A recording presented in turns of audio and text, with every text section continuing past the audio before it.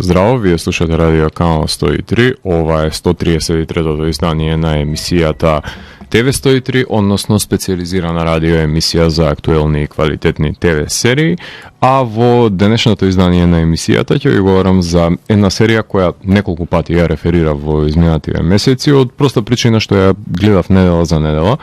и беше во тесно сродство со сериите за откривање на убиците, налик кои што се наликови кои што се затворени во една просторија, како што беше случајот со серијата за која ќе ви говорам денес. Меѓутоа, таа една просторија е подвижна под отвореното небо и разбрануваниот океан пред се, односно во прашање е еден брод наменет за луксузно крстарење на тропските предели, на кој се случува убиство, додека треба да се одржи една бизнис делка на две семејства за продажба и откупување на компанија, и како во делата на Агата Кристи, еден по еден патниците започнуваат да умираат затоа што убиецот си има своја поразлична агенда од таа на преостанатите ликови во ТВ серијата Death and Other Details, создадена од страна на Хайди Кол Макадамс и Майк Фајс за стримерот Hulu, за која ќе ви говорам денес. А денешната емисија започваме со бендот Moon Wizard, односно станува збор за еден бенд кој што музицира од Солт Лейк Сити од Јута, кои го издадоа нивниот нов албум Sirens на почетокот на оваа година. Меѓутоа, од причини нејасни за мене, го занемарив овој албум и го тргнав на страна, едноставно не му дојде неговиот ред, се додека еден мој многу добар пријател, познавајќи ме и мојот музички вкус, ми го посочи и на тој начин ме мотивираше да го пуштам во етер и да продискутирам за ова прекрасна стонер рок убавина која што извира од нивниот албум Sirens, од кој што имавме можност да ги слушнеме композициите Meteor и Mothership, и во продолжение ќе слушнеме Magnolia, една прекрасна творба која што е создадена од овој бенд со одличен женски вокал, кој што комбинираат елементи од окултниот Doom провениенција заедно со стонер рок и стонер метал влијанијата кои што ги имаат, со моќни хард рок влијанија во контекст на рифовите и предсе мелодиите кои што се пролеваат низ овој албум. Претходниот нивен албум, ако не се лажам, беше The Night Harvest, уште едно исто така моќно издание кое топло препорака од моја страна е да го преслушате, така што денес ќе започнеме пред се музичкото патешествие кое што ни е предвидено низ светските меридијани од Солт Лейк Сити, од Јута, од каде што их слушаме моќните Moon Wizard, и потоа ќе се вратам во етер да ви говорам за ТВ серијата Death and Other Details. Така што доколку сакате да дознаете кој е убиецот на бродот во оваа серија, тогаш вие сте на вистинската фреквенција која планира од сферата помеѓу појавното и имагинарното, кај што се крие еден притаен меѓусвет нудејќи можности за одгатнување на енигмите на постоењето. Јас сум Златко Ѓелевски, а ви останете вклучени. Започна програмата на ТВ 103. Вие слушате радио Канал 103, ова е 133-тото издание на емисијата ТВ 103, а во него ќе ви говорам за ТВ серијата Death and Other Details, која е американска мистериозна мелодрама со три елементи, создадена од страна на Хайди Кол Макадамс, која што е, знаете, како авторката на The 100, Stumptown, The Intelligence, и Майк Фајс, односно тој има работено за The Mentalist, Chicago PD и заедно имаат работено на ТВ серијата Stumptown. Death and Other Details е продуцирана за Hulu, а според потоците кои што ги имам од Forbes, кои ќе ги користам за поелоквентно да ја доловам статистиката од позицијата на стримерот насреде стриминг војните, тогаш ќе се земе предвид нивниот број на предплатници кои изнесува околу 48 милиони месечно. Варира цифрата плюс минус неколку стотици илјади, наоѓајќи се на сигурно 6-то место под Paramount со 63 милиони, меѓутоа над Peacock со 28 милиони, а растот во зимскиот период се должи на квалитетната офанзивна понуда која што ја има, не само со Death and Other Details, туку и со посебно со ТВ серијата Shogun, потоа We Were the Lucky Ones, а за нареден месец ги најавуваат криминалистичките Under the Bridge, потоа The Whale, документарната Thank You and Good Night, The Bon Jovi Story, а оваа година ќе ги објават и Alien, Orphan,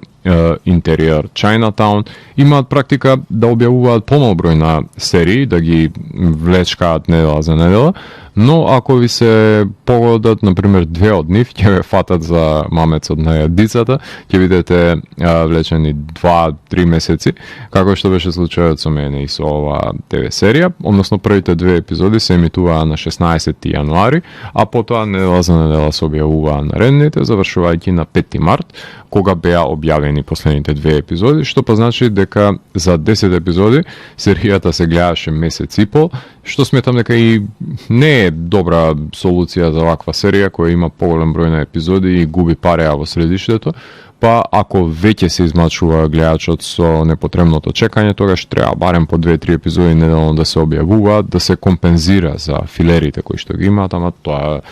е што е, нема бегање. Ја гледав еднаш неделно, дефинитивно не го препорачувам тој начин на гледање на оваа серија. Вкупното време траење околу 7,5 часа, со оглед на тоа што епизодите се помеѓу 45 и 50 минути, што па значи дека по 3,5 часа дневно се решава серијата за 2 дена, доколку имате трпение и време пред се, или ако сакате да ја распределите по 2,5 часа, тогаш дефинитивно се гледа и 3 дена без никаков проблем, како да сте изгледале 3 филма во текот на еден викенд. Во серијата станува збор за бизнис делка која треба да се одвива на бродот СС Варуна помеѓу две фамилии со цел продажба на компанијата која е на банкротирање, односно Collier Mills, од страна на азиска милионерка која што сака да ја купи, но за време на ова крстарење убиен е помошникот на детективот кој се наоѓа на бродот, намене да ја надгледува пред се процесот на продажбата. Кој штом се соочи со убиството на бродот, ќе започне неговата истрага за изнаоѓање на сторителот, па доаѓа екипа од Интерпол која се инволвира во расветлувањето на случајот и постепено дознаваме дека секој од ликовите има крв на своите раце на еден или на друг начин. Се разбира во овие алчни империи на богаташи. Во серијата влегуваме со помош на перспективата на Имоджен Скот, која е поканета од незината пријателка Ана и богатата фамилија, нели, да ја дружи за време на ова патешествие, но штом го пресретне детективот Руфус Котерсворт, ќе се разбуди пред се травматичното минато и травматичните спомени од незиното детство, како тој не можел да го реши случајот на експлозијата на автомобилот бомба кој погинува нејзината мајка и цел живот му замерува за неговото медиумско шарлатанство на себе експонирање на сметка на нерешениот случај, па затоа сака да ги преземе работите во своји раце и да започне да ги анализира пред случувањата на бродот за да се доближи до вистината која е криена од неја според неа. Секој од членовите на богатите семејства има своји погребани скелети, потреба да ги крие од окото на јавноста. Некои од нив јавно се препуштаат на пороците, како што е хедонизмот, други се неверни на партнерите, но сите кога ја имале можноста да се збогатат од корупцијата, загадувајќи ја пред се средината, на еден или друг начин успеале во тоа и денес имаат империи кои што се темелат на душевен трулеш, ако повеќе сакате. Насловите на епизодите се поделени на поглавја, не баре гледаме книга за овој криминалистички случај, односно насловени се како Rare, Sordid, Troublesome, се извинувам, Hidden, Exquisite, Tragic, Memorable, Vanishing, Impossible, Chilling. Се нивните концизни, лаконски наслови кои што си ја содржат, се разбира, символиката на действието кое што се крие во нив. Hulu ја нарача серијата во март 2022, тогаш гласеше под друго работно име, односно називот беше Career Opportunities in Murder and Mayhem и многу полесно се памти новото име, иако се разбира дека е позвучно оригиналното име по кое што била најмена, но е преагресивно за една мелодрама каква што е ова whodunit серија се нарекува во рамките на книжевната криминалистика, која мора да се носи со трилер елементите, но во поголемиот дел е во прашање семејна мелодрама помеѓу корумпирани ликови кои што на прилично нечестен начин дограбале до имотноста која што на еден или друг начин сметаат дека ќе ги заштити од јавноста, меѓутоа кога ќе ги исцедат сите извори кои што може да ги исцедат од природата, ќе бидат изложени самите на банкрот и ова е последниот јалов обид за да се спасат себе си со продажбата на нивната непрофитабилна фирма, која што очигледно дека ќе биде рестартирана за некакви си други побуди, меѓутоа таа немоќ ја знае и кинеската милиардерка и тоа како знае да ја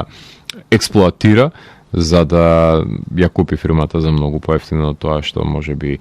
се продава. Така што има тука една игра на надавање и насреде ово надмудрување на бизнис полето се одбива убиство и се одбива една предложка која што е тесно поврзана со починатата мајка на Имоджен, односно со случајот за нејзиниот губиток во животот и фрустрацијата која што има на неразрешување на тој случај, токму со детективот кој што заедно со неја е заглавен на ова пространство на бродот, кој што се одвива тековен случај и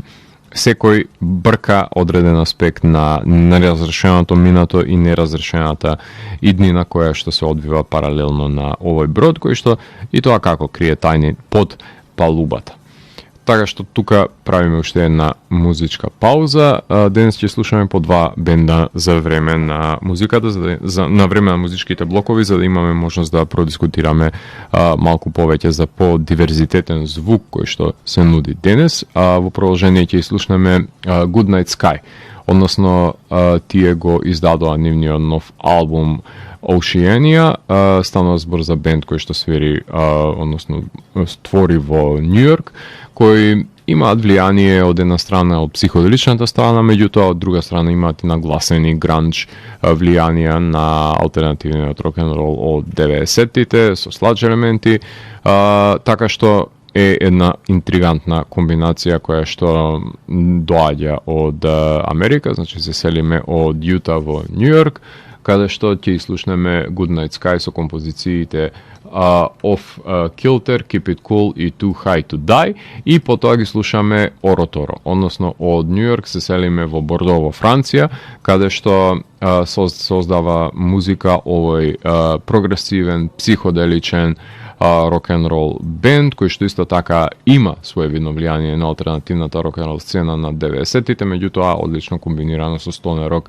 влијанијата кои што ги трпат, кои што го издадоа новиот нивен албум насловен како The Age of Stars, од кој што ќе имаме можност да слушнеме March of the Nephilim и Colossus Whips, така што со нивните епски теми ќе завршиме со музичкиот блок и потоа ќе ви говорам за актерите и актерките, односно логите кои што ги имаат во Death and Other Details. Уживајте. Вие слушате Радио Канал 103, ова е 133-тото издание на емисијата ТВ 103, во која што ви говорам за ТВ серијата Death and Other Details, а во овој сегмент ќе продискутирам за улогите, односно актерите и актерките кои што имаат ова, кои што се појавуваат во оваа ТВ серија, која што ја предводи Violet Bean, која ја знаете од ТВ сериите The Flash, потоа God Friended Me и Truth or Dare. Таа ја глуми Имоджен Скот во флешбек секвенците и незините проекции. Забележуваме дека патиот трауми од детството поврзани со смртта на незината мајка и неразрешениот случај околу тоа, и ќе се обиде да го дорасветли пред се овој случај од страна на недозавршена страна на детективот Руфус, кој што се наоѓа заедно со неа додека патуваат на ова патешествие околу светот, односно ова странствување и додека се одвиваат настаните за расветлување на минатото, се случува уште едно убиство на самиот брод и се обидува да ги разреши двата случаи со помош на Руфус. Имоджен, меѓутоа, таа се обидува пред се да фрли нова светлина на случајот од незиното минато со нов пар на очи, но при тоа занемарувајќи својата пријателка и се што се случува актуелно на самиот брод за и околу размената, односно продажбата и купувањето на големата фирма. Софија Рид Ганцер ќе глуми младата Имоджен во флешбек секвенците. Лорен Петен, која што е знаато од Blue Bloods, од Succession, од The Good Fight, таа ја глуми Ана Колиер, богата најдобра пријателка на Имоджен, очигледно наследник на компанијата Collier Mills, која никако да дојде до престолот, која не е верна на незината параноична сопруга, со оглед на тоа што поранешната девојка и е на бродот. Таа е лута на егоцентричната потреба која што има Имоджен да се грижи пред се за својот случај, да го занемари пријателството и актуелниот случај на продажбата на фирмата, и Ана за жал нема да стане наследничка со оглед на тоа што едноставно незиниот татко има кренато раце од самата фирма, а и е жртва на деменција, така што во стадиум на немоќ таа посегнува по животот на Кетрин во базенот, замавнувајќи по незината глава, така што гледаме едно создавање на лик кој што пати од сопствените нереализирани пред се стремежи и подлегнува на фрустрациите и се создава еден прототип на антагонист. Рахул Коли, кој што го знаете од ТВ сериите на Майк Фленеган, Midnight Mass и The Fall of House of Usher, го глуми Сунил Бандари, тој е собственик на бродот на крстарење СС Варуна, кој, иако има фрлено око на Имоджен, ќе биде френдзониран од незина страна, со оглед на тоа што Имоджен сака малку поразлични момци, како што е неговото обезбедување, например, но сите пари ги има вложено во овој брод, кој што и буквално и фигуративно ќе тоне. Анджела Джо, која што ја знаете од филмот Promising Young Woman и од серијата Supergirl, ја глуми Теди Гох, односно таа е менаџерот на екипажот на СС Варуна, која што ги надгледува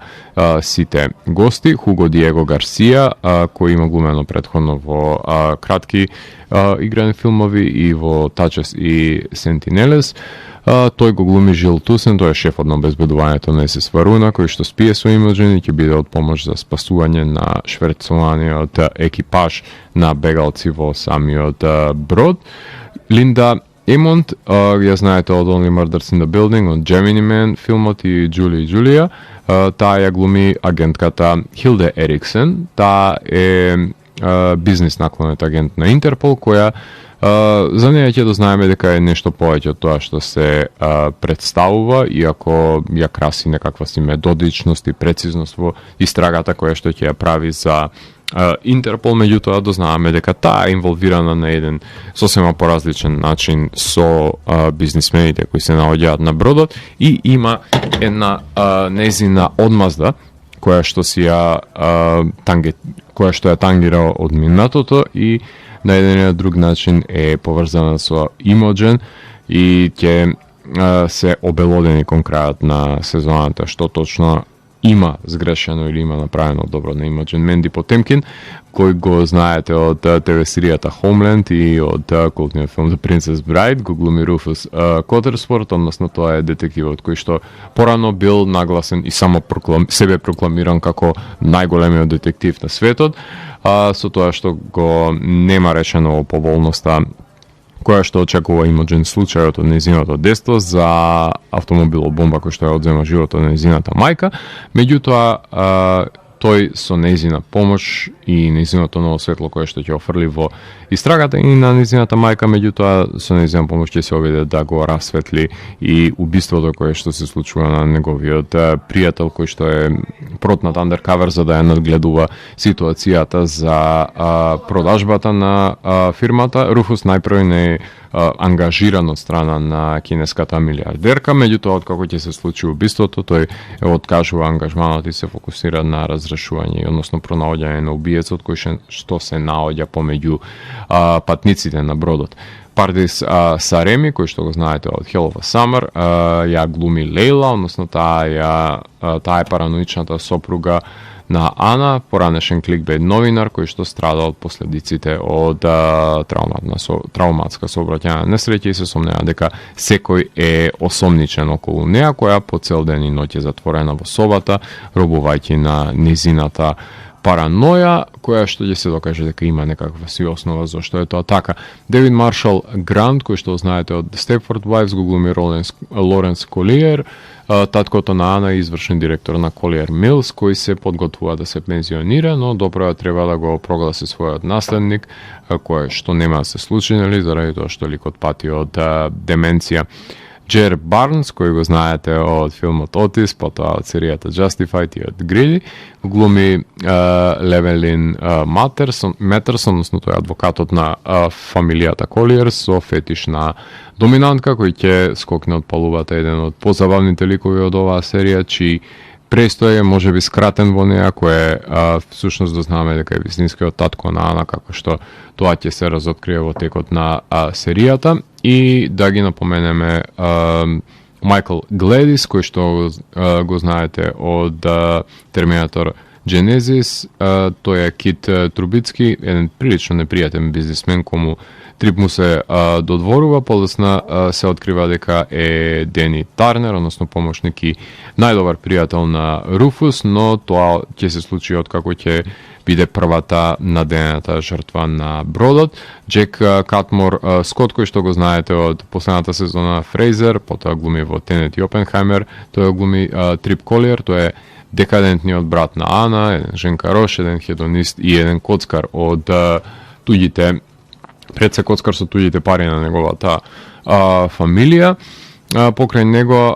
Тамберла Пери глуми во серијата, односно не ја знаете од They Clone Tyrone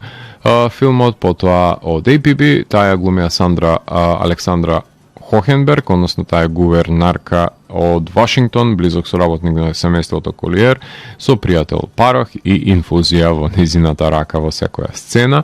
која што исто така ќе биде соочена со прерана смрт. Ени Кей Ригел, знаете неа од The Leftovers, таа глуми Вини Го, членка на екипажот на СС Паруна и е всушност помладата сестра на Теди, која што надгледува екипажот. Дени Джонсон, го знаете од него исто така од Blue Bloods, од The Equalizer и Daredevil, го глуми отецот Тоби Бригс, близок пријател на семејството Лоренс и на Кетрин пред се, и моќен политички играч зад сцената, кој си има љубов на бродот и има син инфлуенсер. Тоа е Синсер Вилберт, кој што го знаеме како Дерек, 14 годишниот син на Тоби, кој е инфлуенсер, односно влијателен лик на TikTok, очигледно. Каролина, ја знаете од ТВ серијата We Crashed, таа ја глуми Еленор Чун, наследничка на модната империја и поранешна сопруга на Ана од далечното минато, и Джейн Аткинсон од House of Cards, Free Willy и од филмот The Village, ја глуми Кетрин Колиер, таа е сопругата на Лоренс, која што во момент на агресија, односно на фрустрација на Ана, е убиена на бродот. Лиза Лу, која ја знаете од култниот The Last Emperor, глуми во Crazy Rich Asians од 2012, таа е Сесилија Чун, односно бабата на Еленор, милиардерката која продава облека во преговори за Colliers за купување на значителен дел од уделот, односно од фирмата Collier Mills, која што ги има сите карти во незината рака за купопродажбата. Има премногу ликови, како што веќе ви напоменав, со матни сделки и лицемерие во преден план, глумејќи го тоа што не се за свој бенефит. Виктор Симс е мистериозното име на лик, односно тој својвиден кајзер созе на оваа серија, кој се смета дека е виновен за убиството на мајката на Имоджен, кој ги влече сите конци, што на крајот на серијата ќе дознаеме дека е всушност една сосема друга личност која што се смета дека не постои, односно го има промена на идентитет за свој бенефит, се разбира. Правиме тука уште една кратка музичка пауза, имено од Бордо, Франција, се селиме во Нюрнберг во Германија, каде што доаѓаат одличните Пирамид, кои што го снимија нивниот нов студиски албум, кој што гласи Beyond Borders of Time, а од ова студиско остварување ќе имаме можност да проследиме две одлични инструментални композиции, односно ќе ги слушнеме The Medicine Man и Sunbeam, и потоа ќе ги слушнеме Saturnalia Temple, односно тие го издадоа нивниот нов албум Paradigm Call. Тие се бенд кој што доаѓа од Франција, значи слушаме уште еден француски бенд. Овој пат станува збор за doom metal бенд кој што има влијание од окултна провениенција и има агресија која што вире под нивните моќни рифови кои што се напластуваат од ова сонично мочуриште од звук, каде што ќе слушнеме од нивниот албум една композиција која што е прилично долга, односно ја слушаме Black Smoke. Така што продолжени слушаме Пирамид и Saturnalia Temple, и потоа се враќам во етер да говорам за одредени спецификации кои што ги имате во серијата Death and Other Details. Вие слушате Радио Канал 103, ова е 133-тото издание на емисијата ТВ 103, во која што ви говорам за Death and Other Details, односно во овој сегмент на емисијата, за самиот епилог, правам компарација помеѓу оваа серија и останатите други серии со нивните спецификации. Имено оваа серија има прекрасна најава со транзиција помеѓу анимација во просториите во бродот, во кој што секоја од нив се одвива значаен чин од истрагата и се преминува од една во друга преку предметите кои што се видоизменуваат, што е уште еден доказ дека може на веш начин да се направи едноминутна најава за секоја серија која што ја краси во дадената ситуација. Ова, која има 10 епизоди и 10 сценаристи, што значи дека исполнува квотата од минимум 5 сценаристи кои што мора да има со 3 продуценти минимум, а ти има 16 продуценти на бродот. Како што веќе напоменав, 10 режисери, 10 епизоди, од кои што имаат 6 режисери, односно Јангзом Брауен има 2 епизоди, Джеймс Грифитс има исто така 2, Алрик Рајли има 2, Дин Тај има 2 и по една епизода има Дейвид Петрарка и Марк Веб.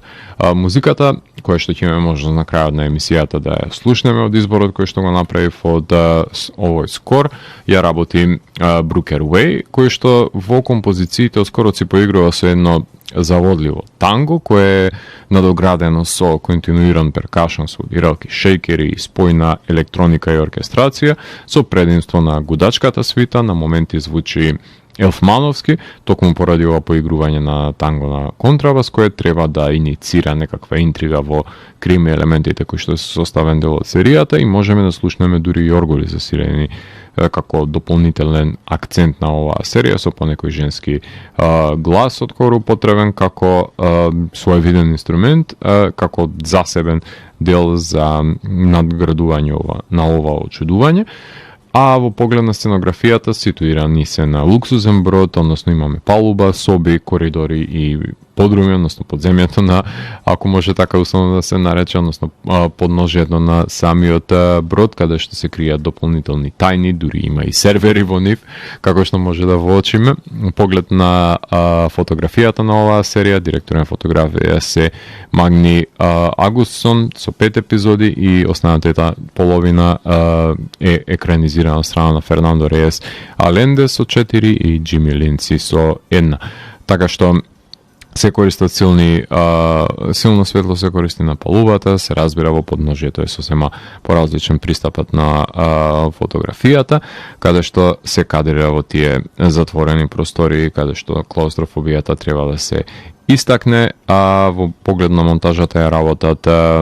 Френсис Мулер со 3, Џон Робертс со 3, Сондра Ватанабе со 3 и Били Рич со 2 епизоди. Во поглед на мејкап и облека имаме модерно доба, сите се на одмори, има екипажот униформа и исто како што си имаат работна униформа агентката и адвокатот, имаме други ликови кои што се носат во хавајки, ама богаташите секојаш си се отмени без разлика каков вид на облека носат на нив и тоа треба некаков престиж и луксус да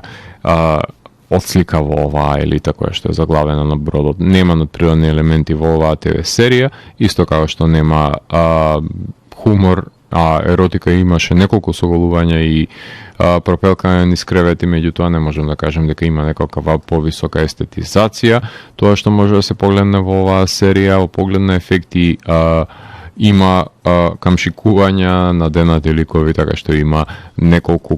комбинации помеѓу практични и дигитални ефекти. Поглед на флешбек имаме сцени од детството на Имоджен кои што се разработени со тоа што има неколку наговестувања са убиствата кои што се извршени како еден вид на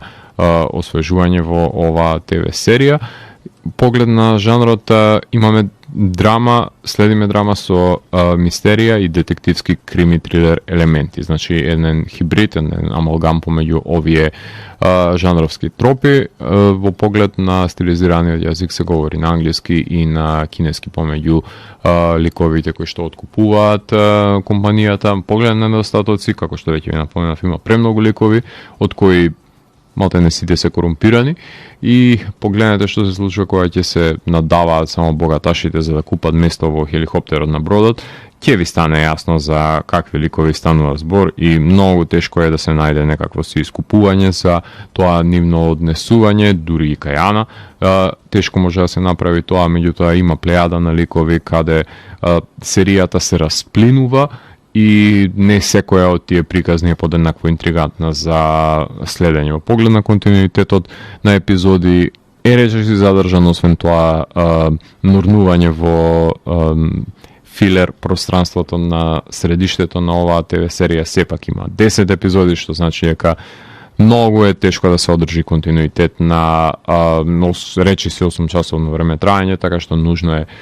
да има и пад во надолна линија во одреден стадиум на водењето на серијата. Во поглед на градењето на ликовите премногу ги има со премногу заматени релации и нема доволно простор за сите да се развијат, затоа се површни и еднодимензионални повеќето споредни ликови од нив. Поглед на аналогијата и референциите, значи сите детективски крими филмови може да се земат предвид тука,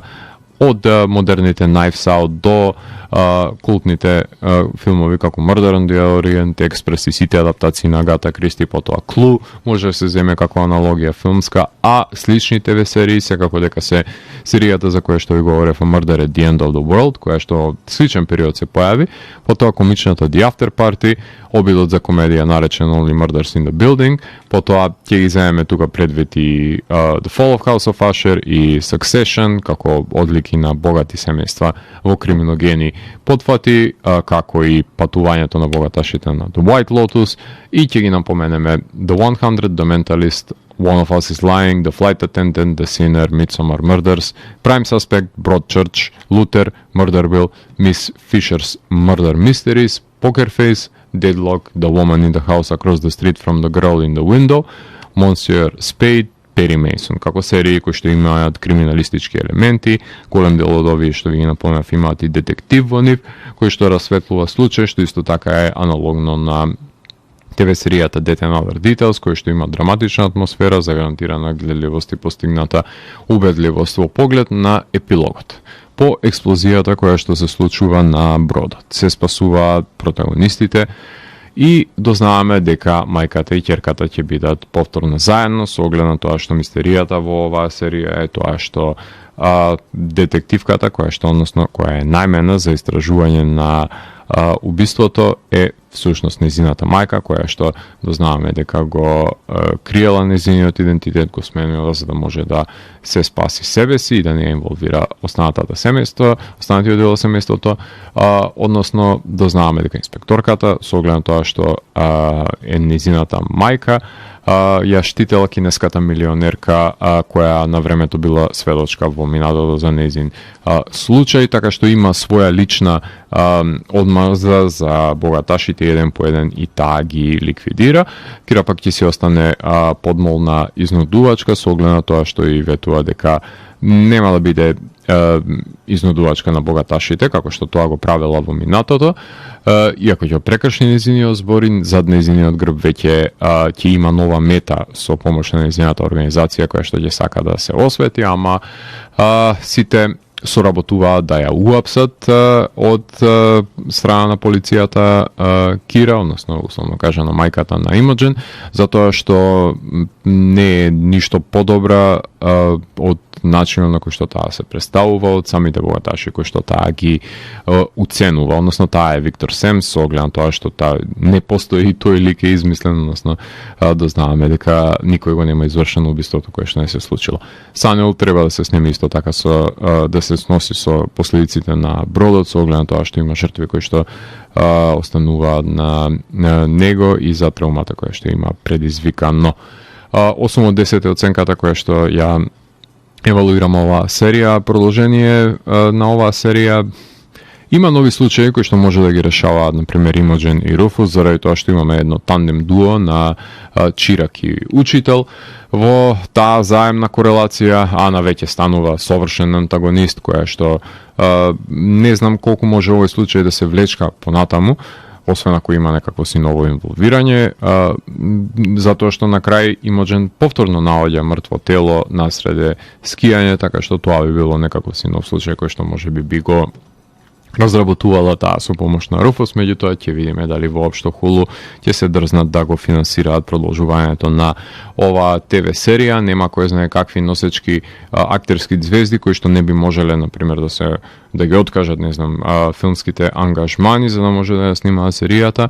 да се посветат на неа, така што најверојатно ако бројките кои што Хулу ги добива за претплатници се волителни, би добиле и некакво си продолжение. Се уште не знаеме, се уште сме во чекување на тоа дали воопшто би се случило. А за крајот на емисијата, секако дека ќе слушнеме композиции кои што се работени од